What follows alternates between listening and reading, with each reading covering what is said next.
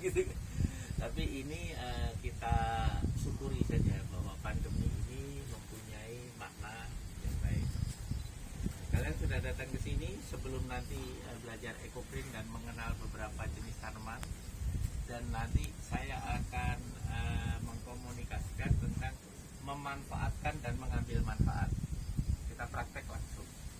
Banyak yang kita bisa mengambil manfaat dari apa yang tidak ada, apa yang tidak pantas. Pada saat kita mengambil manfaatnya menjadi pantas. Nah, peraturan pertama, Aulia, coba baca novel yang dikirimkan oleh Hari Gendut Denarto ke Wasulubung, dan kita jadikan sebuah password untuk siapapun yang ingin berkegiatan di akhir bulan Desember ini mesti membaca. Silakan. Berarti ini bacanya 2 halaman aja ya Pak, soalnya dia kayak nyambung gitu. Oh ya, boleh. Ya. Rabu sore 27 Desember 2017. Di sepenggal Jalan Laksda Adi Sucipto atau yang juga biasa disebut Jalan Solo, arus lalu lintas tampak agak tersendat meski tidak sampai menimbulkan kemacetan.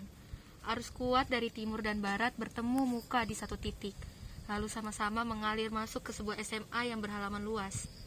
Begitu terus-menerus. Ketika tempat parkir di dalam sudah tidak sanggup lagi menampung, terpaksa sejumlah mobil pribadi dipasung oleh pemiliknya di pinggir jalan besar. Ojek dan taksi, termasuk yang terkategori online, juga mesti berhenti sesaat di tepi jalan, dan penumpangnya mengalah turun serta rela jalan kaki masuk ke kampus sekolah itu. Bagi yang naik sepeda maupun bersepeda motor, masih bisa menjejalkan kendaraan mereka di celah-celah tempat parkir yang sungguh padat melimpah di sore itu. Tak mau ketinggalan, ada pula beberapa pengguna jasa bus kota yang mau tak mau harus stop di halte hampir persis di depan sekolah tadi. Ya, mereka semua hadir untuk bergabung di acara yang begitu spesial. Manuk pulang kandang. Ada apa dengan manuk? Manuk itu tidak lain dan tidak bukan adalah kata padanan dalam bahasa Jawa untuk satwa burung. Uniknya, manuk atau burung menjadi syarat utama bagi pelajar SMP yang ingin masuk ke bangku SMA itu tadi. Lebih jelasnya, manuk itu identik dengan jenis kelamin laki-laki yang maaf barangkali bentuknya dianggap menyerupai burung, entah burung apa persisnya. Boleh jadi burung pipit, kacer, cicak rowo, kondor, ataupun garuda. Tapi yang jelas bukan burung beo, apalagi burung nasar atau burung bangkai yang berkonotasi kurang elok. Di SMA yang berdiri sejak tahun 1948 itulah semua muridnya memang mutlak harus berburung atau berjenis kelamin laki-laki, homogen. Nah, manuk-manuk atau burung-burung lulusan atau jebolan dari SMA itu di setiap penghujung Desember setelah Natal beramai-ramai reuni pulang kandang. Tentu tidak semua bermigrasi ke Jogja di bulan itu, kecuali hanya mereka yang kebetulan mudik atau berlibur ke Jogja. Katakanlah bareng libur Desemberan atau Natalan atau Tahun Baruan. Ada pula yang dengan enteng dan kocak berslogan, sekali kangen tetap kangen, atau mari bersua mumpung tua.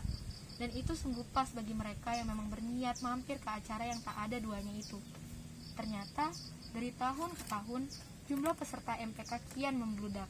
Secara sukarela dan mana suka, tanpa harus dikejar-kejar oleh siapapun, mereka berkenan pulang kandang. Ya, pulang ke kandang besar bernama SMA Kolese Johannes de Brito, yang beralamat di Jalan Laksda Adi Sucipto 161. Nomornya masih juga itu-itu dari dulu, tidak kurang, tidak nambah. Bahkan dibolak-balik pun tetap sama, 161. Ya, terima kasih Aulia. Ini kenapa buku ini saya minta untuk dibacakan kepada banyak orang yang datang ke sini? Karena kami dengan alumni De Brito menjadikan tempat ini sebagai tempat konservasi burung dan ular. Nah, nanti kita bisa jalan-jalan, namanya ke hutan pangan. Jadi kesadaran teman-teman De Brito, walaupun saya bukan alumni De Brito, tapi karena saya banyak teman-teman dari De Brito, menjadikan tempat ini sebagai bird conservation dan snack conservation. Mereka setiap tahun akhir bulan, akhir tahun biasanya datang ke sini. Selain melepas liarkan burung, mereka juga datang dengan makanan-makanan burung atau menanam pohon buah yang dimakan oleh burung. Nah, kita nanti ya Iqbal bisa ke atas, bisa melihat pohon kersen yang ditanam 4 tahun yang lalu. Itu sekarang sudah setiap hari berbuah. Dan itu kita tidak begitu kita saja yang menikmati, tapi burung-burung itu menikmati. Dan dengan membaca buku ini kita bisa membayangkan ada sebuah komunitas yang solid. Ada sebuah komunitas yang berpikir tentang kedepannya apa nanti. Dengan reuni yang tidak lagi panitia-panitiaan, tapi setiap akhir tahun teman-teman dari Debri itu karena kampusnya, karena sekolahnya, SMA-nya ada di Jogja, mereka ke Jogja, dan kadang-kadang sebagian mereka ke sini untuk melepas liarkan. Nah, jadi itu sesuatu. Gendut Harijanarto ini menceritakan karena dia alumnus dari SMA Debri itu. Jadi di bagian-bagian yang lain sangat detail ya. Jajan, utang di warung, sekolah, segala macam. Ini menarik karena itu bisa menjadi referensi kehidupan. Ya kan? Jadi apa Iqbal atau siapa yang mau bertanya tentang kemarin kan apa aturan di kampung edukasi Watulunggu? Itu bagi orang yang tidak punya referensi, saya hanya menunjukkan ini referensi. Kalau kalian ingin jadi penulis yang baik, kalian punya referensi. Perjalanan kalian ke Jogja ini atau perjalanan kalian ke Watulunggu dalam 2 hari bisa kalian jadikan sebuah referensi. Kalian bisa menulis sesuatu yang menarik dari sebuah activity yang kalian akan lakukan. Oke. Baru sedikit mengenal kan, kemarin masih bingung-bingung mau apa di sini. Nah, ini bagian-bagiannya. Nanti bisa belajar EcoGreen. Ini ada makanan-makanan yang kita sediakan dan semuanya dari lingkungan.